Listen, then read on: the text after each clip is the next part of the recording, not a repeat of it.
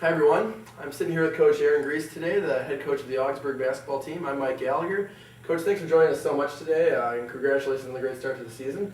We're going to be talking with Coach Griess today about Augsburg, about his life before and possibly after Augsburg. So, Coach, let's jump right into it. You hail from Lincoln, Nebraska. Obviously, more of a football town. The Cornhuskers are obviously a great power, especially back in your day at football. So, how did you get into basketball, and was it always just a passion of yours, or were you kind of led into it? I was passionate about a lot of sports and a lot of things. Basketball was just one of them. Played football, basketball, and baseball throughout, ever since I was little, and life led me down the path to play basketball in college. I had some opportunities in football, but chose to play basketball and made a good decision. Absolutely. You went to nearby Colorado College, D3 school. You rank 4th on the career list in steals and 28th in points. So, talk about your experiences at Colorado College and how big a part basketball was of your life. It was huge. It was the number one decision I chose to go to Colorado College. In addition to the fact that it's a tremendous academic institution, I had the opportunity to go in there with a great class of freshmen when we went in, and we had an opportunity to rebuild a program that was not good for many years prior, and we did some really good things, and it was an experience that will never leave me. I still keep in contact with a lot of my teammates, and we did some things there on the basketball floor that I'm very proud of, and that's kind of what led me into coaching. Absolutely. So after your playing career, you did go into coaching. You were a graduate assistant at Loras College, another D3 institution. So talk about not only your experience as being a graduate assistant, but also your life outside of the graduate assistant position, because you obviously can't support yourself on being a graduate assistant alone. Yeah, Loras was a great opportunity for me because it was a chance to get a master's degree and a master's degree paid for. I got to coach under a great coach who gave us a lot of freedom. There were 2 graduate assistants, and we did a lot of things. We learned how to recruit, learned how to manage in-game operations and practice operations, and it was a very good experience. But like you said, it wasn't a full-time deal, so I wasn't getting paid enough to support myself, and there were some part-time jobs that we went through over the course of that 3 years. But all in all, it was a fantastic experience, and again, one that just progressed my professional career, and it just taught me a lot of things about coaching. It led you to Chaminade in Hawaii as an assistant coach, and that's something that blew my mind when I was reading up on it and looking at your career, is that going from a D3 graduate assistant to a D2 full-on assistant, especially at Chaminade, which is in Hawaii, as some people may not know, that's what some people classify as a dream job. And going from D3 to D2 as far as that goes, how did you pull that off? It certainly was a dream. It was a great situation and a great opportunity, and what happened was the coach that I played for at Colorado College got the head coaching job at Chaminade, and it just so happened that the timing worked out that as soon as I was done with my master's, he got that job out of Chaminade and offered me the assistant job, and one thing led to it. It didn't take me long to decide if I was going to take it or not, and we moved out to Hawaii a couple months after he offered the job, so it was a good situation. Was it much of a transition, or was it just kind of a natural step in the course of your career? It was a pretty smooth transition. I was of the mindset, and still am, that you have to earn things. You have to earn your respect, and you have to earn the good things that come in life. And there was a lot of work to be done at Chaminade, and we put in a lot of work at Loras, and at Chaminade it was another similar situation where the program wasn't in very good shape. I think they had won 4 games the year prior to us getting there, and there was a lot of work to be done. And on top of that, my first year there, I was the sports information director, I was the assistant basketball coach, I was the resident hall director, and many things, and I wasn't getting paid very much. Right. So there were some sacrifices to be made, and I was fortunate at the time to be married, and to be married to a very talented person who got a job and supported us for that first year. So it was a fairly smooth transition, but I was willing to do anything and work for nothing to get my foot in the door. Thank God for the misses, right? So right. You talk about you did great work at Chaminade. Obviously, it only took you 5 years to get into the head coach's role in 2000. And looking at that head coach's role, it's obviously encompasses a lot of different things. But talk about your thoughts going into it, and how hard the decision was, if it was hard at all, and how really that advanced your steps. The decision obviously wasn't hard for me at all. That was my goal, was to be a head coach, And the level to me doesn't make any difference. I just wanted to be a head coach. I want to be in charge of a program, and didn't matter when it happened. I thought I was ready at the time, and there are a lot of things that go into it. In addition to being head coach, I was also the athletic director, and that just added a lot more responsibilities to the job, a lot more travel to the job. Something that it was part of my training. I was ready for that administrative role, and again, a difficult transition for someone at that point in a career, but one that I embraced fully, and just kind of put my hard hat on, went to work, and I did the best I could. So it's been bandied about that Chaminade doesn't like to recruit out of high school, and they only like to look at JCs. So talk about how hard that can be to build a program. Seeing as you only have guys for 2 years, obviously they might be a little more talented, but having them for only 2 years, guys coming in and out the door. So talk about how it's kind of a hindrance to building such a successful team. Well, it's not necessarily just Chaminade. If you look at going back historically, the schools in Hawaii, none of them make their money off high school kids. I mean, it's transfers, junior college, Division I, Division II transfers, NAIA transfers, a lot of things like that. And the main reason for that is the distance from home and the change in culture and things like that. It's different for a high school kid coming, and it's a long ways away from home. I mean, from California, you're talking a 5-hour flight. So it is difficult, and that was one of the reasons for the move, was that it's hard to build any continuity, whatsoever, because you're getting transfers in that typically have 2 years remaining in their athletic career and academic career, and that first year they're getting their feet wet and trying to figure things out, and the second year that's when they're hitting their peak, but they're seniors, and so they're gone. You have to replace them with a whole new crew, and I was looking for something a little more stable, and I think it is a little bit, I don't know about easier, but there's more longevity in building a program around freshmen rather than transfers. Right. Looking at not only your head coaching position, but you were talking about the athletic director at Chaminade. It was your job to put together the Maui Invitational, which now people know as the biggest preseason tournament in all of college basketball. You have a lot of big name programs out there. So talk about how great the exposure was for your team as well as yourself, and exactly what all went into that, and how you set up the tournament. Setting up the tournament was not hard because we contracted out to a sports marketing group in Chicago. They have full-time employees that are working year-round on that tournament. And that transition, Chaminade ran that tournament in the early 80s, and in the mid to late 80s is when they sought help outside. And Kemper Sports Marketing has done a remarkable job of building that tournament up to be, like you said, the #1 preseason tournament in the country.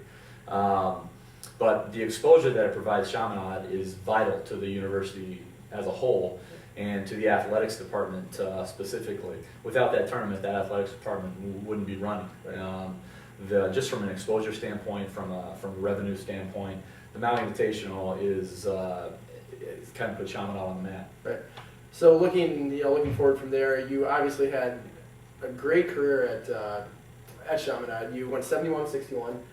You had a number of great moments, including upsetting Coastal Carolina, D1 program, as well as Villanova, perennial powerhouse in Division I. So, looking at all the great moments you had at Chaminade and all the experiences you gained, can you pick out one from those experiences that really stood out in your mind as just being an absolutely fantastic experience? The most memorable experience, I think, as it relates to my time at Chaminade, probably has nothing to do with basketball. It's more about just the interaction with the people of Hawaii more than anything else. I mean, I'm so grateful for the opportunity that I had over there, but the relationships that I built with the people on campus and around the islands, that's what I remember, and those are the things that, again, for me, last a lifetime, and I still have those relationships, and the wins are great, and beating Villanova was fantastic in Coastal Carolina, and probably no greater though than beating Carleton. I mean, it's a win is a win to me, but it's more about the longer term things, the relationships that we developed while we were over there, and that's what lasts for me. That must have made it even harder to step away in 2005 after 5 years, leaving, like we were talking about, a dream job. 5 years there, a lot of success. Hawaii, which people consider a paradise, in some places. So leaving there and accepting a coaching position here at Augsburg. How hard was that? I mean, that had to be just an incredible decision to make, going from Hawaii to here, and going from, as you talked about, you're not huge on the D3 to D2 transition. It's not a big deal to you, but a lot had to go into that decision. Yeah, it was a very difficult decision, and it was. But the main thing is it was my decision. It was just time, and I had a growing family, and as we talked about earlier, I'm from the Midwest, and needed to get them back closer to grandparents and aunts and uncles and things like that, and then just for me to be closer to my family. That's really important to me. Family's important to me, and being all the way out in Hawaii was fantastic for 9 years, but it makes it difficult raising a family, and so the decision was based mainly on that factor. And was it a hard one? Absolutely a difficult one, because of the relationships that we made and the roots that we had established there in Hawaii. But it was the right time, and we found the right location and the right place, and I couldn't be happier. Obviously, your experiences have brought a great deal to Augsburg. We're extremely happy to have you not only on the court but off the court. But looking on the court, you've improved this team each of the last 4 years in wins, something no other team in the MIAC has done. So what's your secret to turnaround programs? Obviously, you talked about Chaminade. You went in and it was a program that had a lot of work to be done, and you obviously had 3 winning seasons there. So how do you just come in and just get to work and get hands on and just turn it around so quickly?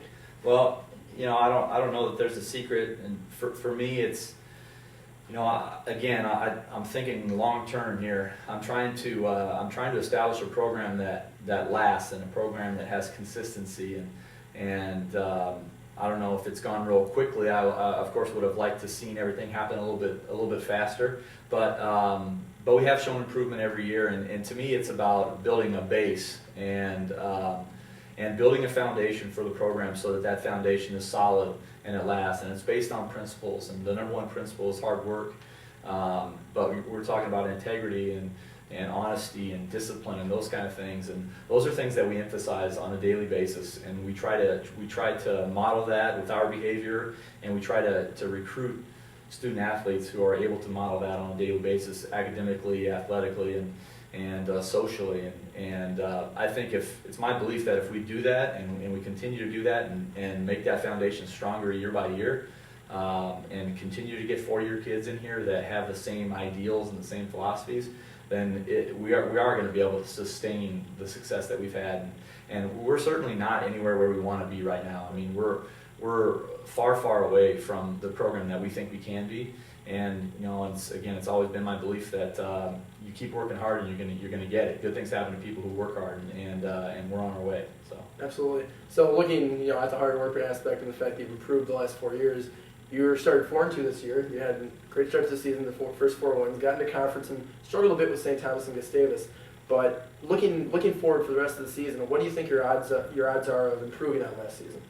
I think they're good. And I try not to look too far down the road in terms of each particular season. We're concerned about our next game, and we're concerned about we're concerned about our next practice. How are we going to be able to put a better product on the floor in practice, and are we going to do the things in practice that are going to help us win in that next game? And so really the only thing that's on my mind right now is our next conference game against St. Olaf on January 2nd. Are we going to be able to do the things that we have to do to put the best effort out on the floor on January 2nd? I feel like if we do that, then things will fall into place, and not necessarily saying that we're going to win every game the rest of the way out, but all we can do is go out there and work hard, and again, I think if we work hard, then things will fall into place. So do I think we have the potential to be in the playoffs and to finish high? Absolutely. We definitely have the potential, but a lot of things have to happen, and you have to take it. It's such a long season, and it's a grind. I mean, you're playing 2 and a lot of times 3 games a week, and the ball's got to bounce your way, and you have to create those bounces. And just like the first week of the conference season, these first 3 games, the Hamlin game went right down to the wire. St. Thomas stretched out on us in the last 6 minutes of the game, and Gustavus went right down to the wire and ended up in overtime. Pretty much every game is going to go right down to the wire. We're going to have to. Hopefully, we've got the experience and the veterans and the conditioning and the work ethic and the smarts and the knowledge and all that stuff to take care of those last possessions of the game and come out on top. And that's the plan. Absolutely. You spoke about not looking too far into the future, and we've talked a lot about on the court, but looking a little farther off the court now. Academically, obviously it's 2 parts in college. You have academics and athletics for you. So looking academically, you turned around Chaminade, which is one of the reasons you gained so much respect over there. the biggest jump in graduation rate from one year to another when you first arrived. So how hard is it sometimes to focus on academics, being a basketball coach, and keep the results rolling in? I know talking to John Cassins, he's obviously a great point guard, and maybe has a future after Augsburg in basketball, but you won't allow him to look at that until he's graduated. So the mindset is obviously there. But how do you keep the results rolling on and off the court? Well, to me, it's all the same thing. It's if you're disciplined enough to sacrifice some things in your life for the things that you want, to work hard for the things that you want. If you can do that on the floor, you can do it off the floor. Basketball is nothing if you don't have the classroom, if you don't have the discipline in the classroom. If you can't display discipline in the classroom and socially out on campus, you can't display the discipline that we require on the floor. And that's the bottom line. And I think at Chaminade, it was the upbringing that I had with my coach, Coach Walker, the coach that I played for, and then the coach I coached for out of Chaminade, had a lot to do with my philosophy of how things work on and off the floor. And it's no different. We didn't do anything different when I was an assistant out there from when I was a head coach, and the same has stayed true here at Augsburg. It just depends on what you want to put emphasis on. And for us, it's putting emphasis on your overall development, your total development as a person. We want you to leave here at Augsburg when you graduate. We want you to leave here a better person, a better student, a better player, a better overall person out there in the community, and to get a good job and to have a family or wherever it is you want to do. We want you to be successful, and we think we're training people to do that right now. And to me, if there's not a secret, but if there's any one thing, it's about discipline and focus. So that's kind of the way we go about it. Absolutely. Looking forward for you personally. Obviously, this is your 5th year here at Augsburg. You had 5 years at Chaminade, and you obviously have, like everyone else, career goals, career aspirations. So not only looking here at Augsburg, but looking over your life in general and your future in basketball. What are those career goals? I want to be the head of a consistently successful basketball program. That's my career goal. Whether that's here, which is what I think it can be, but you just don't know what opportunities arise. And certainly, I'm not out there looking at the job boards every morning like some coaches are, because I'm very happy with where I'm at, and I think we have the tools here to succeed on a long-term basis. And if you look at the conference as a whole, you see a lot of coaches who've been around a long time. And the reason for that is that these schools here in Minneapolis and in our conference they're very good schools, and they're very good jobs. Why leave a good job? So from a career standpoint, I'm really happy with where I'm at, but also where I'm going in that standpoint. But more importantly than my career is just to provide a stable environment for my family. I know a lot of times coaches bounce around and go from job to job to job looking for greener pastures. That's not necessarily on my radar. I want my family to have a quality opportunity and a quality lifestyle, and so I think Augsburg and the Twin Cities area provides that. So I'm pretty happy where I'm at right now. Absolutely. Ladies and gentlemen, that's Coach Aaron Griess. Appreciate it very much, Thank Coach. you very much. Thanks a lot for joining us. Hopefully you enjoyed it. Hopefully you have a great holiday break. We'll be back to recap all of Augsburg's basketball action after Christmas. Thanks, folks.